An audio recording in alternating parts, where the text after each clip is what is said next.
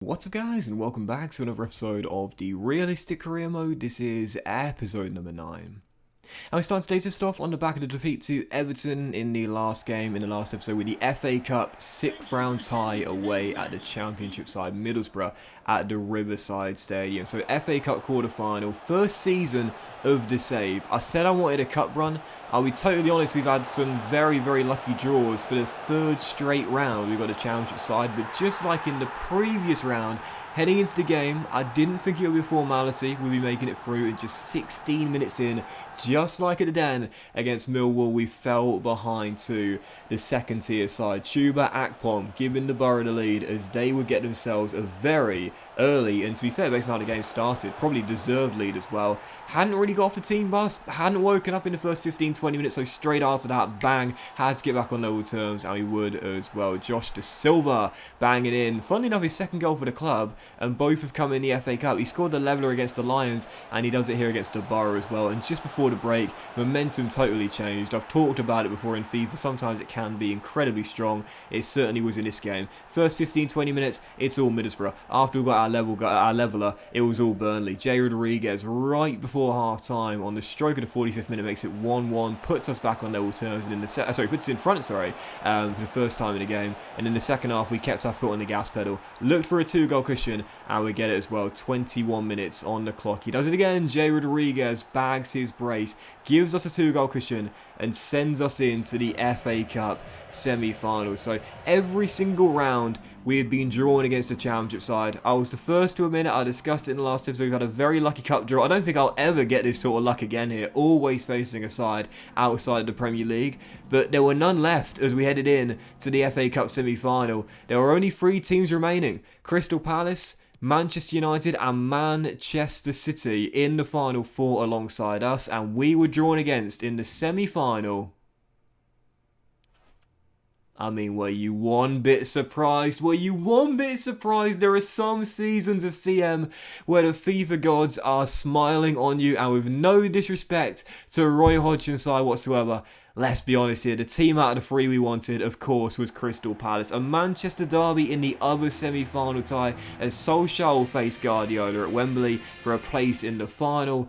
But we've got Crystal Palace, who this season have been just like us, incredibly inconsistent, a mid-table side. You don't know what you're going to get with Crystal Palace, but once again, in terms of the draw we could have got, it is the favourable one that we were hoping for. I will never, and I mean ever, have a season like this ever again, where every single cup draw we have, we get the tie, I should say, that I was hoping for probably the most. So yeah, Crystal Palace in the semi-final won't be easy, won't be a formality, no doubt about it whatsoever. You see the league table on the back of the goalless draw against Manchester United away at Old Trafford here. Right now they're in 10th place, so a top 10 side, but only 3 points clear of us in the league table right now. So just like us, Crystal Palace are a mid-table, inconsistent sort of side. But again, them or the Manchester clubs, of course, I was hoping for Crystal Palace, and we've got them in the final 4. See, on the back of the goalless draw against Manchester United Old Trafford, they're really good goalless draw as well. To be fair, this season, I mentioned it before, we stood up to the big teams really well in numerous games we've had against them. And I see the scouting update and the academy update as well. Put, I think, 1 more player in my academy here, and also 2 youth players wanted to terminate their contracts as well.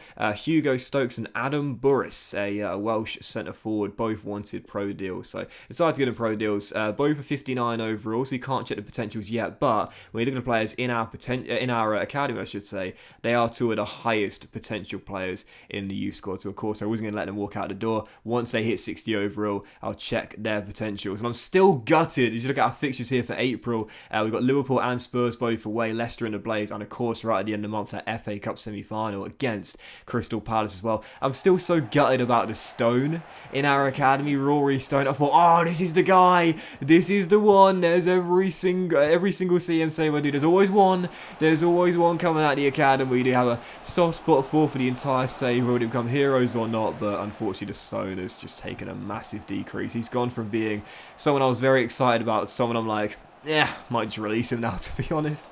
Anyway, third game of today's episode, heading back to Turf Moor to take on Leicester City as Brendan Rodgers' side will come and takes on. And by the way, how gutting must it have been for Fox's fans to miss out on a top 4 place on the final day. Obviously, Spurs' fantastic comeback there saw them claim a European spot, whereas Leicester missed out on a top 4 and going to the Europa League instead. How gutting it must have been for Foxes fans all year, thinking they'd probably do it, and then on the final day slipping outside of the Champions League spots. But either way, you got to say for Leicester City, and since Brendan Rodgers taken over as well, fantastic job. And to win the FA Cup this year as well, beating Chelsea in the final, of course, you know, even though they did miss out on the top 4, I think the Foxes fans overall will still be pretty satisfied with what has been a fantastic season. Silver in the cabinet, winning the FA Cup, and still a European place next season as well. Yes, it's not the Champions League, and yes, it's gutting to miss out on the final day, but still, I think Brendan Rodgers has done a fantastic job ever since he took over there after leaving Celtic.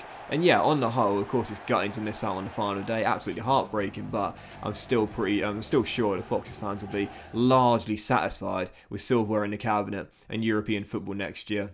Anyway, we faced Liverpool in the following game and lost 1-0 away at Anfield. Sadio Mane is the top scorer in this save, and I could see why in the game as well. Literally, they were just playing for him every single time. They sent the ball out wide to the former Saints man, and down the left-hand side, just kept on stepping in and eventually got the goal, which won Liverpool the game in a 1-0 defeat. So back-to-back 1-0 losses, back-to-back games without a goal, back-to-back games without a point. So taking on the Blades in the following game back at Turf Moor, I needed to get back on the score sheet and back to winning ways. Early on into the game, Reece Nelson, 8th goal of the season for the boy from Arsenal, heads in a Charlie Taylor cross? Sorry, Rico Henry cross. He knew starting left back in this game. Rico Henry cross as he heads into the far post to make it 1-0. The Blades would get back on level terms in the first half.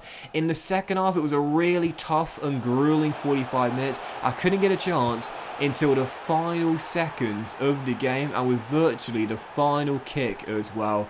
Man, oh man, this was a slogfest here at Turf Moor. The game was so slow, but in the final seconds, a nice little slip ball saw Dwight McNeil thread through one-on-one against Aaron Ramsdale, kept his cool, kept his composure, and drilled it in, and I hate to sound like a broken record, but I said it before and I'll say it again, it's why you never give up in this year's FIFA CM regardless of the deficit or how poorly you've played. Late goals are just that common. Dwight McNeil wins it in stoppage time, virtually the final kick of the game, in a big 1-0 victory there against the Blades, and we really needed that to get back on track. And so for the penultimate game of today's episode, Spurs away in North London, still looking for a European spot this season, taking on Spurs away at Tottenham Hotspur Stadium here. You would have seen my lineup heading into the game.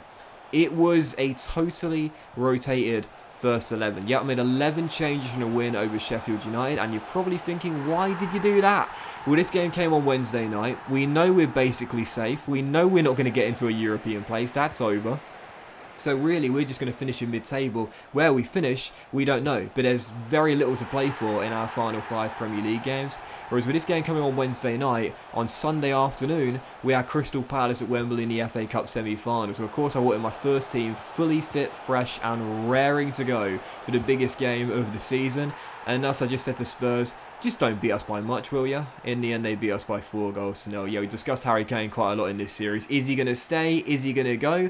Will he move on in this FIFA career mode today? That would be really interesting if it does happen. In the end, he scored a hat-trick in this game in a 4-0 victory as Spurs get a very comfortable win against our B team. But again, did not mind one bit. We're guaranteed to finish mid-table. We're not going down. We're not going to break into the top 10. We're guaranteed to finish around 11th to 15th place. So, yeah, to be honest, wasn't really fussed. Crystal Palace in an FA Cup semi-final, far more important to me. It's all about priorities, you know, it's about prioritising, game management, understanding what is the bigger picture, you know, and there's nothing bigger than this. FA Cup semi-final. I wanted a cup run in our first season with Burnley. It wasn't going to be the EFL Cup because I never really take it seriously, but the FA Cup, we've had the kind draw all the way through, and now taking on Hodgson's side, we're neck and neck with them in the league table right now, basically have an almost identical record. So taking them on at Wembley, it was anyone's guess as to how it would go, but after a pretty poor run of form, struggling to pick up points in the Premier League, but always picking up the wins in the FA Cup to get us here.